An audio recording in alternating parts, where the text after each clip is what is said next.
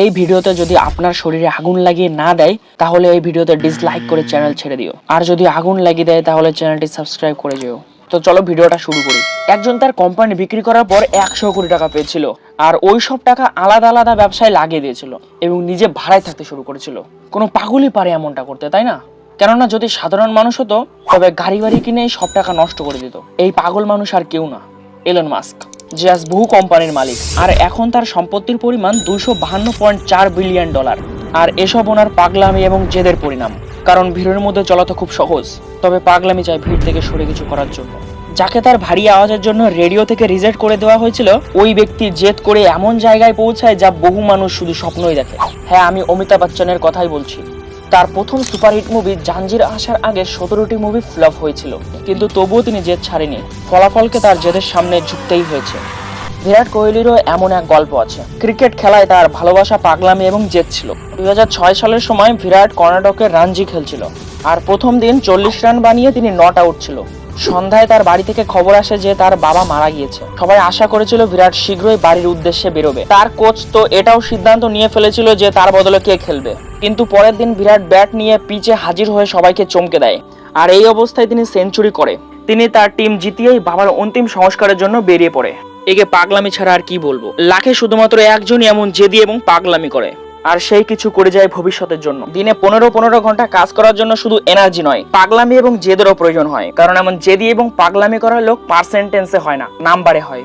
এমন এক জেদি এবং পাগলামিতে ভরা এক ঘটনা আছে দশরথ মাঝির। তার স্ত্রীকে সময় মতো হসপিটালে পাঠাতে পারেনি, কারণ হসপিটালে যাওয়ার পথে এক পাহাড় ছিল, আর ওই কারণেই তার স্ত্রী মারা যায়।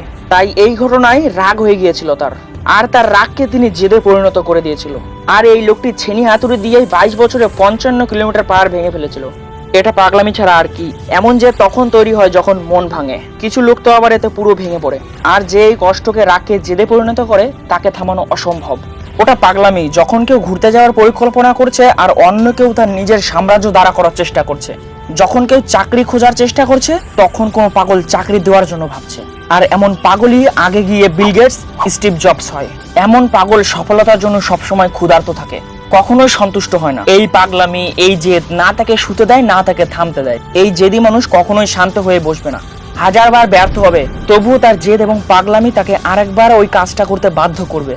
আর এটা ততক্ষণ বাধ্য করতে থাকবে যতক্ষণ না সফলতা এসে হাজির হয়। আর এমন পাগল এবং জেদি লোক পরবর্তীতে ইতিহাস তৈরি করে যায়। বিশ্বাস না হলে ইতিহাস ঘেটে দেখতে পারো। এমন কে আছে যে 1000 বারও ব্যর্থ হয়েও তার চেষ্টা ছাড়ে না? কোনো পাগলই না। আর ওই কারণেই এই পাগল জেদি মানুষই পৃথিবীকে আলোকিত করে দিতে পারে। হ্যাঁ, আমি থমাস আলভা এডিসনের কথাই বলছি। 66 বছরের একটা মানুষ, যাকে 1000 বার রিজেক্ট করে দেওয়া হয়েছে, তবুও সে তার জেদ ছাড়েনি। তিনি KFC এর মতন এত বড় কোম্পানি তৈরি করে ফেলেছে। যেই মানুষটাকে ইংরেজরা তাদের হোটেলে ঢুকতে দেয়নি, তখন থেকেই তার মনের মধ্যে জেদ এবং পাগলামি শুরু হয়েছিল, আর দুনিয়ার সবচেয়ে বড় হোটেল তাজ বানিয়ে দিয়েছে। ইউটিউবে ক্যারিয়ার বানানোর জন্য যে সেন্ট ক্যারোলিনা ইউনিভার্সিটি থেকে ড্রপ আউট করেছিল, এই ঘটনার পর তাকে তার মা বাড়ি থেকে বের করে দিয়েছিল। ইউটিউবের প্রতি ভালোবাসা, পরিশ্রম এবং পাগলামির কারণে সে এখন বিশ্বের প্রথম ইউটিউবার যে 300 মিলিয়ন সাবস্ক্রাইবারের গন্ডি পার করে ফেলেছে। হ্যাঁ, আমি মিস্টার বিস্টের কথাই বলছি। বন্ধুরা, এটা পাগলামি যা এক সাধারণ মানুষকে অসাধারণ বানিয়ে তোলে। এই অসাধারণ লোক এমন কাজ করে যায় যা সাধারণ মানুষ ভাবতেও ভয় পায়। তাই তোমার যাই ভালো লাগে, যাই করতে চাও, পাগল হয়ে যাও ওটা করার জন্য। নিজের সবটুকু লাগিয়ে দাও ওটা পাওয়ার জন্য। যতক্ষণ এমন জেদ পাগলামি আসবে না, ততক্ষণ তুমি একটা সাধারণ মানুষ হয়েই থেকে যাবে। আর যদি সাধারণ হয়ে মরতে চাও তাহলে এমন ভাবেই বাঁচো। আর যদি অসাধারণ হতে চাও তবে জেদ এবং পাগলামি করতে হবে। ভিডিও ভালো লাগলে তবেই লাইক কমেন্ট করবে।